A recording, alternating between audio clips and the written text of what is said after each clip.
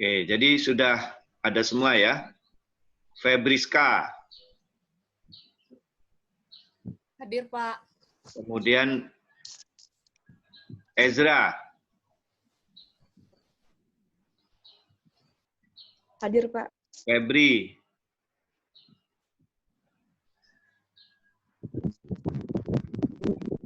Oke. Kita lanjut dengan bagaimana perubahan sifat-sifat enzim pada saat dilakukan imobilisasi, ya.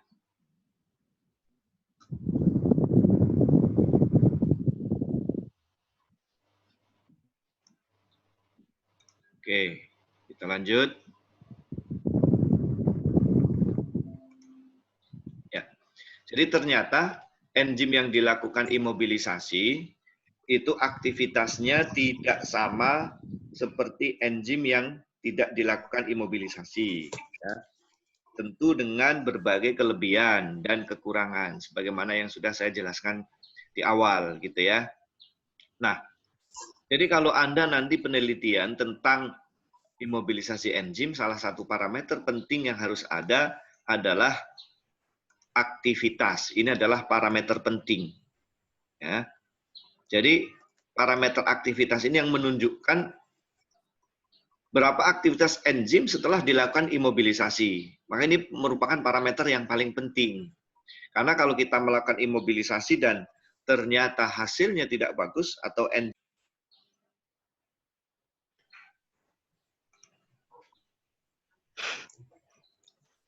Jatuh PK Usrak. Oke, jelas ya? Puspa, diem. Kita lanjut ya. Oke. Aktivitas itu ada dua. Jadi ada dua aktivitas enzim yang dilakukan imobilisasi. Yang pertama disebut dengan aktivitas relatif. Ya, yang pertama disebut dengan aktivitas relatif. Ini ya. Oke. Apa yang dimaksud dengan aktivitas relatif? Jadi aktivitas relatif ini perbandingan antara aktivitas enzim yang dilakukan imobilisasi terhadap enzim yang tidak dilakukan imobilisasi dalam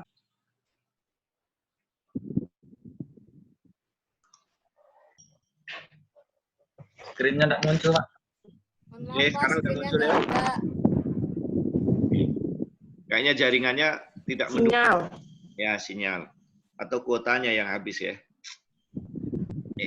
Jadi sekali lagi yang dimaksud dengan aktivitas relatif adalah aktivitas enzim yang dilakukan imobilisasi dibandingkan dengan enzim yang tidak dilakukan imobilisasi dalam jumlah yang sama. Ya, itulah yang dimaksud dengan aktivitas relatif. Jadi perbandingan antara aktivitas enzim yang dilakukan imobilisasi terhadap aktivitas enzim yang tidak dilakukan imobilisasi dalam jumlah yang sama. Nah, jadi sangat tergantung dengan aktivitas setelah imobilisasi, aktivitas mula-mula, dan jumlah enzim. Kemudian aktivitas yang kedua adalah aktivitas enzim atau kecepatan enzim per unit enzim itu. Jadi tidak memandang berapa kecepatan awal atau berapa kecepatan enzim yang dilakukan imobilisasi. Itu sekali lagi untuk aktivitas enzim absolut itu hanya betul-betul tergantung pada aktivitas enzim itu. Ya, jadi tidak membandingkan terhadap aktivitas mula-mula atau aktivitas enzim yang tidak dilakukan imobilisasi. Jadi hanya tergantung dengan kecepatan atau aktivitas enzim per unit enzim atau per volume enzim. Nah, itu yang disebut dengan aktivitas enzim. Ya. Apa saja yang menyebabkan perubahan enzim mengalami perubahan aktivitas. Yang pertama adalah konfigurasi, ya. Yang pertama adalah konfigurasi. Konfigurasi yang bagaimana yang menyebabkan enzim mengalami perubahan aktivitas, yaitu konfigurasi setelah enzim dilakukan imobilisasi dan terjadi penghalangan terhadap substrat. Jadi akibat entrapping atau akibat pengikatan sesama enzim, ini justru akan mengalami konfigurasi enzim sehingga menghambat pertemuan antara substrat dengan enzimnya. Ini akan menyebabkan penurunan aktivitas. Yang kedua, grup reaktif pada sisi aktif enzim ini terikat pada matrik, ya, terikat pada matrik. Jadi bagian aktif dari sisi enzim, ya, bagian sisi aktif dari enzim. Yang ketiga, terbentuk konfigurasi tidak aktif, ya, terbentuk konfigurasi tidak aktif. Ya, jadi akibat dilakukan imobilisasi, malah justru sisi aktif berubah bentuk sehingga menghalangi terjadinya reaksi. Kemudian penyebab yang ketiga adalah denaturasi. Ya, denaturasi ini perubahan enzim. Ini disebabkan karena enzim itu yang digunakan adalah protein. Pada saat kita melakukan imobilisasi tentu ada fiksasi, ada penggunaan panas, ada perubahan pH, malah justru menyebabkan reaksi denaturasi. Nah, akibat reaksi denaturasi ini akan menyebabkan aktivitas enzim terganggu. Oke.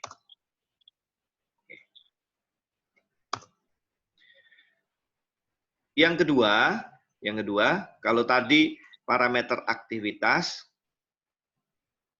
ini yang kedua pH optimum enzim, ya. Yang kedua adalah pH optimum enzim. Oke. Kenapa pH optimum enzim ini bisa berubah? Oke. Jadi di dalam proses reaksi kita menggunakan bahan-bahan reaksi dalam proses imobilisasi enzim, baik itu proses pengikatan maupun dengan metode yang lain, itu tentu akan ada penambahan ion H+ atau ion OH-. Ya. Kemudian ada beberapa substrat yang mempunyai muatan. Nah, ini yang menyebabkan kenapa terjadi perubahan pH, ya, perubahan pH pada enzim yang dilakukan imobilisasi. Oke, perubahan pH itu paling banyak disebabkan oleh carrier, ya. Jadi carrier ini yang menyebabkan perubahan pH, terutama carrier yang bermuatan. Nah, atas dasar muatan pada carrier, maka carrier dibagi menjadi dua. Yang pertama adalah carrier yang bermuatan negatif, ya, dan carrier yang bermuatan positif. Oke. Carrier yang bermuatan negatif, artinya negatif itu dia akan mengalami penambahan OH-, ya. Oke. Jadi carrier yang bermuatan negatif ini adalah carrier yang mengandung OH-, ya.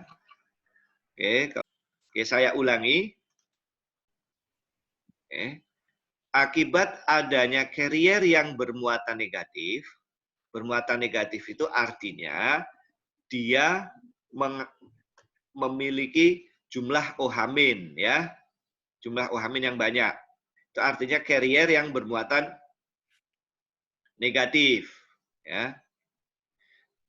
Maka akan menyebabkan pergeseran pH optimum. pH optimum dari aktivitas enzim. Dia akan cenderung bergeser pada kondisi basah. Ya, pada kondisi basah. Jelas enggak?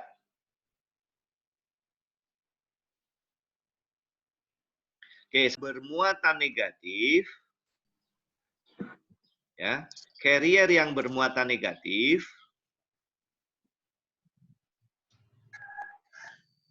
Jelas ya? Halo? Jelas, Pak. Kayaknya putus-putus terus ini. Atau saya ganti jaringan Jelas, dulu. Pak. Saya ganti jaringan dulu ya. Iya Pak, agak putus-putus. Oke. Share screen-nya Iya, Pak. dulu, Pak.